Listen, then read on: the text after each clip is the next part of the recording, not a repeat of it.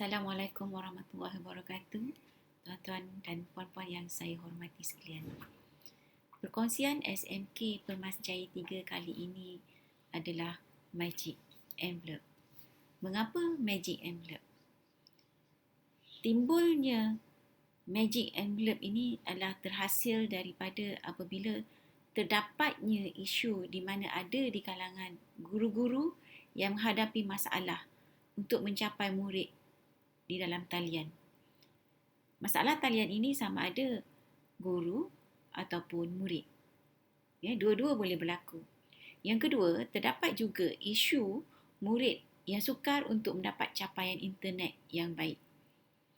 Isu ini disokong oleh laporan daripada unit bimbingan kaunseling sekolah kami di mana terdapat 26 murid yang tiada capaian kemudahan internet langsung. Nilai jumlah murid ini adalah besar berbanding dengan bilangan murid yang bersekolah di SMK Permasjaya 3 iaitu seramai 500 orang. Maka ini akan menimbulkan murid tersebut hilang motivasi untuk belajar sebenarnya. Yang ketiga juga, ya, terdapat juga isu tentang kesahihan berkaitan dengan laporan PDPR yang berkesan, ya, yang disampaikan oleh guru-guru semasa buat pelaporan kepada pentadbir. Jadi, ini akan memberi kesan kepada keyakinan ibu bapa tentang bagaimana sekolah membuat pemantauan PDP yang dijalankan ataupun yang dilaksanakan oleh guru-guru di rumah. Kerana tidak ada satu kaedah untuk melihat pelaporan tentang kemajuan anak-anak mereka. Kami harapkan hasil pemerhatian dan brainstorming pihak pengurusan SMK Permasjaya 3, kami mengharapkan Magic Envelope ini dapat meningkatkan peratus capaian murid. Yang keduanya, membantu pihak sekolah membuat pemantauan lebih berkesan dan lebih sistematik lagi. Dan yang ketiga, ini yang paling besar kerana ia melibatkan stakeholder, keyakinan mereka akan meningkat terhadap kesungguhan pihak sekolah untuk membantu anak-anak mereka cemerlang dalam akademik dan juga membantu menguruskan hal-hal yang lain. Bagaimana pelaksanaannya? Pelaksanaan Magic Envelope ini bermula dengan PDCA, tak lari daripada Plan, Do, Check and Action. Bermula dengan gabungan unit-unit penting sekolah iaitu kurikulum, hal ehwal murid dan co-kurikulum, masing-masing berganding bahu memainkan peranan masing-masing berserta dengan guru-guru dalam unit masing-masing. Diberi contoh di sini. Perkara yang pertama sekali, penolong kanan pentadbiran mula merancang apakah, bila modul ataupun bahan yang sesuai untuk diedarkan kepada murid-murid yang berada di rumah. Yang keduanya, memastikan subjek apa dan bila, bagaimana mereka hendak menjawabnya. Yang keduanya, bahagian unit hal ehwal murid mula mencari lokasi-lokasi yang strategik di penempatan-penempatan murid supaya mereka senang dicapai untuk menerima envelope-envelope yang kami akan edarkan. Pihak unit co-curriculum pula mula menyediakan keperluan-keperluan asas seperti keperluan kotak, keperluan envelope dan juga prasarana yang penting seperti kebenaran, surat-surat kebenaran untuk menggunakan premis community. Jadi peranan PIBK juga memainkan peranan yang penting untuk menjayakan program ini. Semasa pelaksanaan memang amat penting kerana ia akan melibatkan tarikh penyerahan, tarikh pemulangan, tarikh penandaan, bagaimana kaedah menjawab dan kaedah pelaporannya. Perkara-perkara ini haruslah disusun sebaik mungkin supaya semua warga sekolah faham, jelas dan murid juga tahu ibu bapa juga memberi sokongan dan bantuan kepada pihak sekolah. Pihak kami membuat keputusan murid-murid boleh menjawab secara open book test dan ibu bapa kami nyatakan bahawa program ini merupakan program yang penting untuk menyediakan anak mereka bersedia dengan peperiksaan akhir tahun pada awal tahun 2021 untuk kelas peralihan sehinggalah tingkatan 4. Manakala tingkatan 5 merupakan satu kaedah untuk menilai dan mentaksir mereka sepanjang PDP bersemuka sebelum PKPB dan juga semasa PDPR. Maka, sekiranya mereka jelas dengan apa yang sepatutnya mereka bantu pihak sekolah, insya-Allah perjalanan program ini akan lancar dan mendapat sokongan daripada semua pihak. Bagi pihak pentadbir juga, kami mula membuat pemantauan, merancang pemantauan. Saya memantau guru-guru dan juga proses pelaksanaan ini menggunakan delima. Jadi guru-guru wajib 100% menghantar rekod mengajar hariannya mereka ke dalam delima. PLC mengikut bidang juga disusun, di mana semua guru-guru akan hadir ke sekolah mengikut bidang masing-masing dan melihat perkembangan jumlah-jumlah envelope yang diterima semula dan juga bagaimana penyediaan jawapan soalan skema penandaan yang harus dilihat dari masa ke semasa. Manakala pihak unit bimbingan dan kaunseling dan hal ehwal murid akan memantau dari segi kehadiran murid setiap hari dan membuat pelaporan rumusan pada akhir setiap tempoh akhir hari tersebut. Namun begitu, kita tidak melupakan kemungkinan-kemungkinan cabaran yang bakal berlaku. Kemungkinan ada murid-murid yang tidak memulangkan skrip langsung dan ada juga murid-murid yang tidak menjawab langsung. Hal ini perlu diberi perhatian. Jadi, apakah peranan guru mata pelajaran di sini? Apakah peranan unit bimbingan dan kaunseling? Apakah peranan HEM di sini? Perlu digarapkan supaya sekurang-kurangnya pengurusan ataupun risiko yang akan berlaku ini dapat dikurangkan. Kalau sebelumnya kita rasa kalau kita tak ada tindakan mungkin akan berlaku dalam 40%. Tapi kemungkinan sekiranya ada tindakan-tindakan yang tegas dan berterusan kita laksanakan, kita dapat kecilkan kepada 10% ataupun 0%. Oleh yang demikian, analisis data harian perlu dibuat. Data harian ini akan dirumuskan pada hari tersebut pada akhir sama ada paling lewat pukul 8 malam.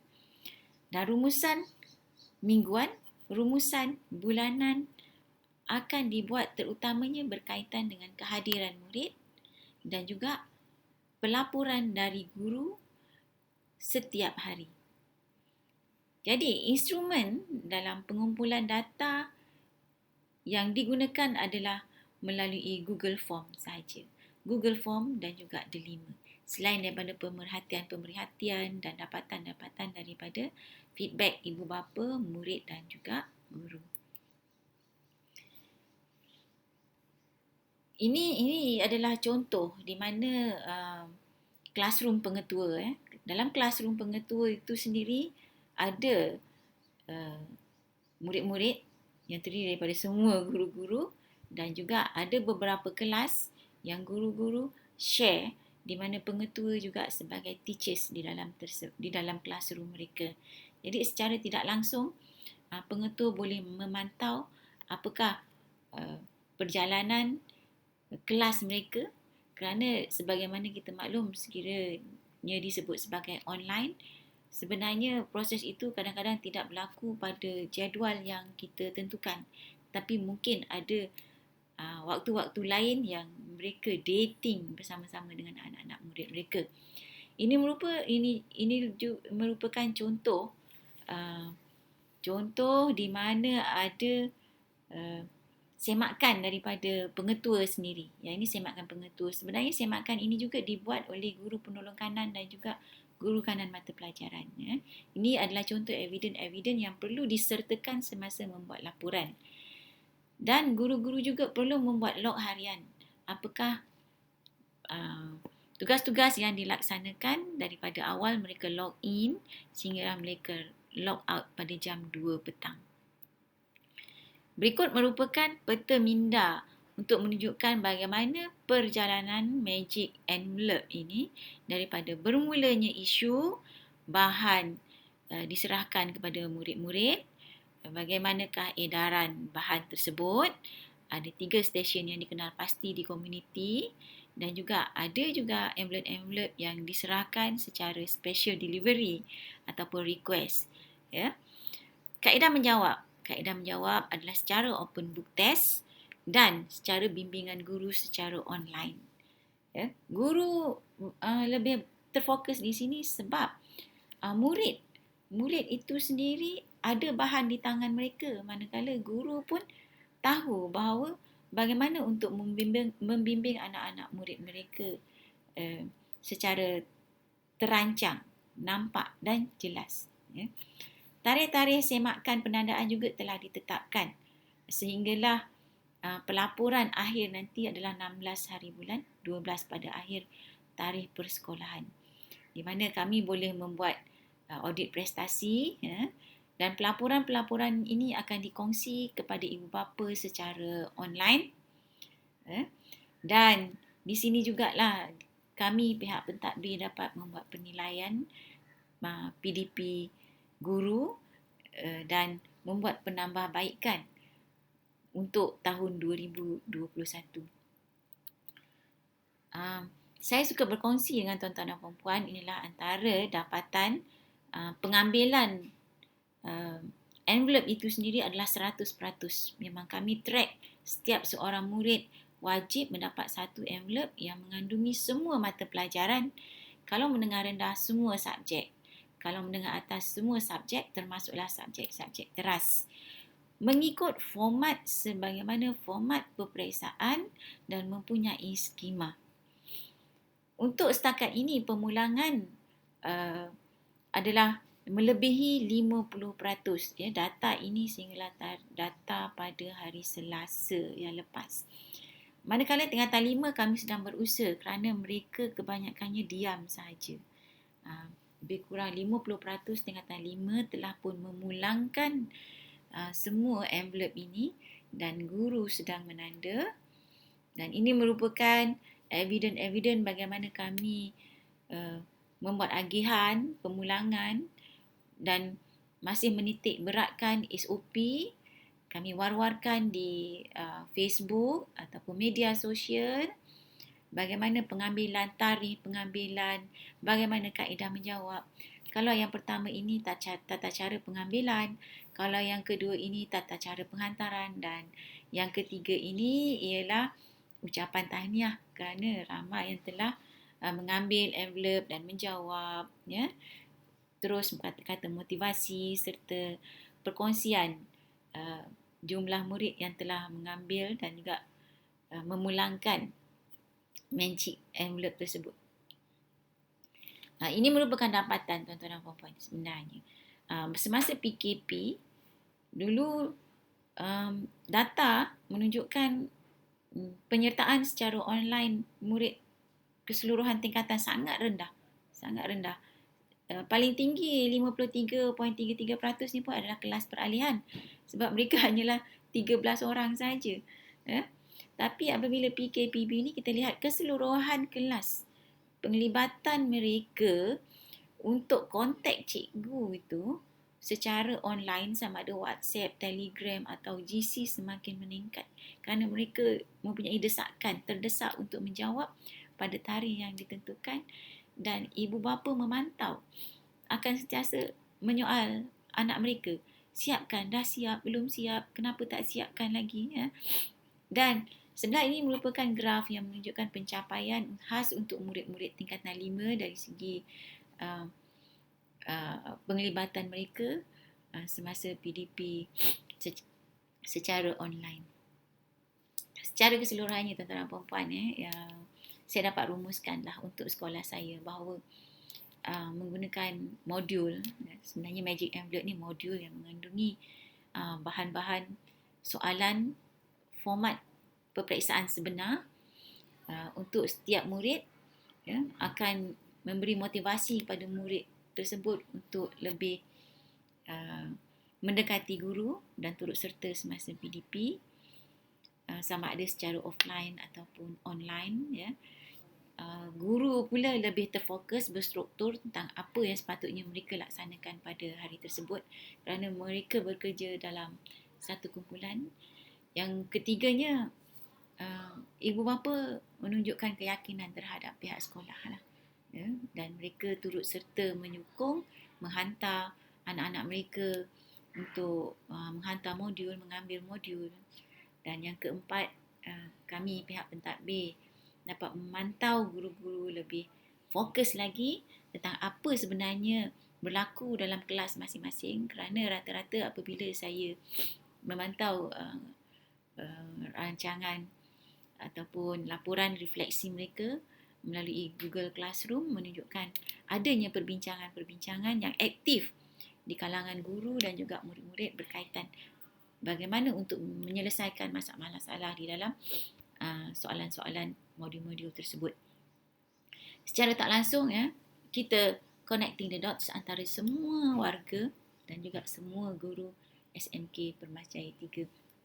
Namun begitu, publicity amat penting, tuan-tuan dan puan-puan. Publicity yang dilaksanakan oleh SMK Permas Jaya 3, kami tak ada wadah yang lain selain daripada bulletin online kami melalui FB, di mana admin FB ini akan sentiasa aktif, terutamanya kaunselor. Untuk setakat ni lebih daripada 17 channel YouTube telah diupload di Facebook. Tuan-tuan dan puan-puan boleh cari berkaitan dengan SMK Permas Jaya 3 ini. Begitu juga dengan page-page di FB yang sentiasa update setiap hari, dan saya merupakan orang yang pertama akan like FB tersebut. Dan untuk murid-murid yang bermasalah, sebenarnya kami akan pergi ke rumah mereka, kerana ada di antara murid-murid merasa rendah diri. Kawan-kawan dapat capaian internet yang baik, mereka tidak. Tapi kami membuat ziarah cakna lah di sini. Ini merupakan antara kami membawang antara guru bagaimana penyediaan Magic Envelope tersebut, penghantaran ke stesen-stesen di Pelentong, dan juga bagaimana guru-guru saling bekerjasama membuat penghantaran dan agihan kertas di stesen-stesen yang ditetapkan. Baiklah tuan-tuan, itu sahaja daripada saya. Mudah-mudahan apa yang baik boleh dijadikan sebagai amalan kepada boleh diambil oleh tuan-tuan dan puan-puan. Mana yang rasa tidak sesuai, kami sekadar berkongsi apa yang terbaik untuk sekolah saya. Sekian. Assalamualaikum warahmatullahi wabarakatuh.